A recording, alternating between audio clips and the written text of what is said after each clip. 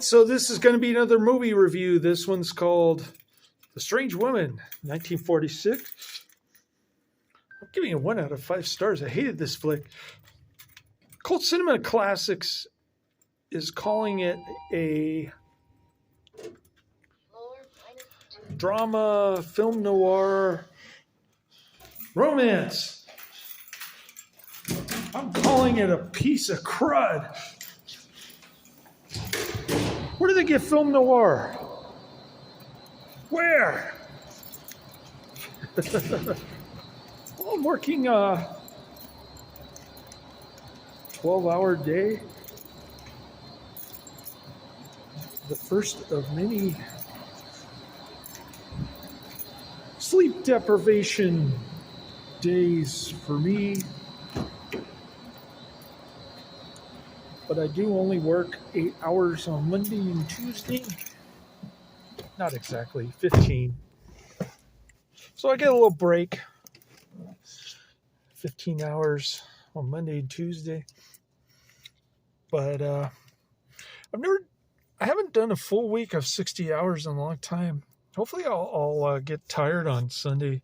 I'll take longer naps so I won't be so tired on Monday. Oh man. Monday I was just burned out, and it was my first day at my new part-time job, my first desk job in almost a year. Anyways, George Sanders is in this, and even he can't save this movie. It's another Edgar G. Ulmer film. And it's got Gene Lockhart, George Sanders, who else? Louis Hayward.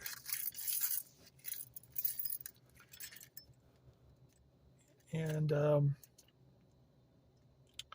it's about this girl, Jenny. She shoves her childhood boyfriend into the river. He can't swim, and he's afraid of water. His dad is some kind of rich lumber owner or something.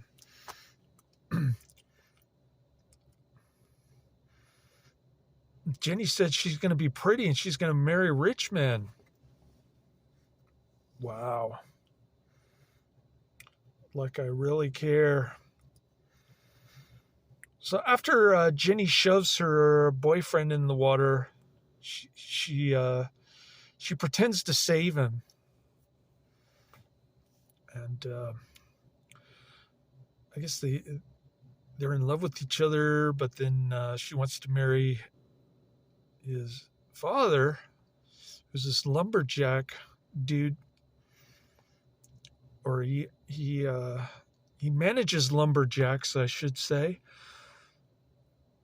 And George Sanders is one of the managers there. But Jenny's still in love with his new son and her new son-in-law. So they start kissing, and they even have extramarital sex off camera. This movie is kind of provocative for 1946. So after so his father makes him go on a canoe trip, even though he's deathly afraid of water, and he almost ends up drowning. He doesn't save his father because he's scared of water. So he gets blamed for killing his father. Jenny blames him for killing her husband, his father. And, yeah.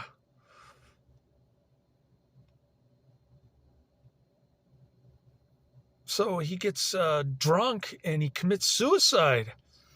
I couldn't even see the scene where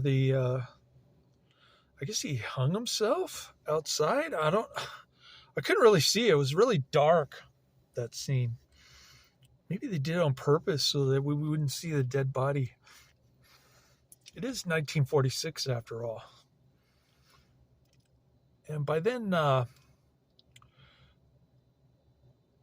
husband's dead. He drowned.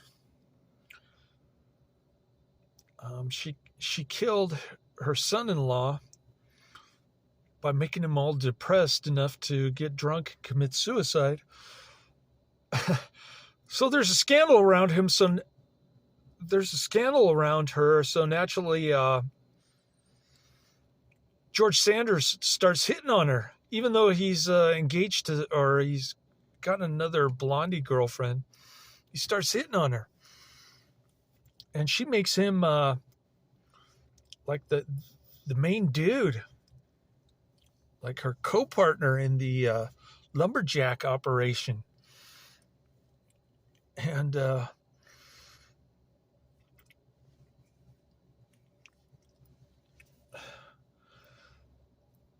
And so they start having arguments, George Sanders and Jenny, about how she still loves her dead, suicidal, drunk son-in-law. And so George Sanders gets PO'd and he goes back to his blondie ex-girlfriend that he never kissed or showed any intimacy towards. And so they're standing outside.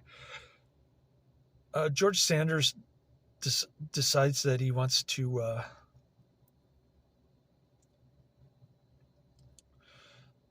reconcile. He wants to save his marriage. Why did he get married in the first place? For economic reasons, I guess. Anyways, I like George Sanders. He's a good actor, but I hate this movie. And anyways, not a great flick. I'm going to say skip it. Adrian, give it a miss. As he would say in the chat room. Adrian was in the chat room telling me about movies that I've already reviewed, Laura and the Bat.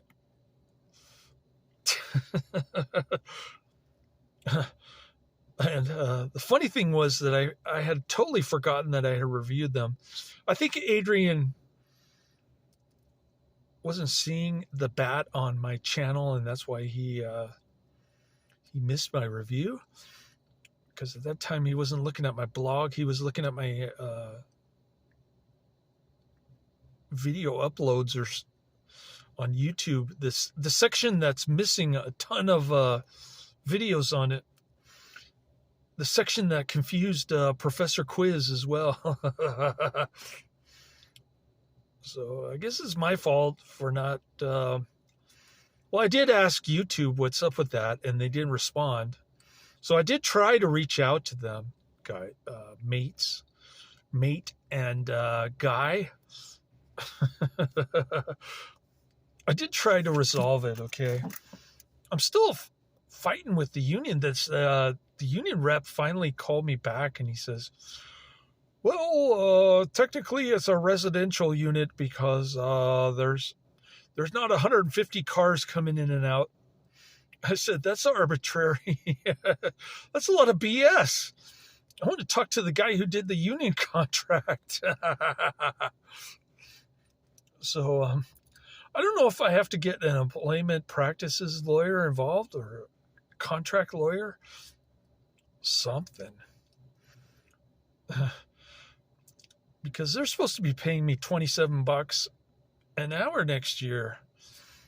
And they're only paying me like, I don't know, 21? I gotta end this video. So I'm gonna try to upload it on YouTube. Anyways, the fun begins. The 60-hour work week. Laters.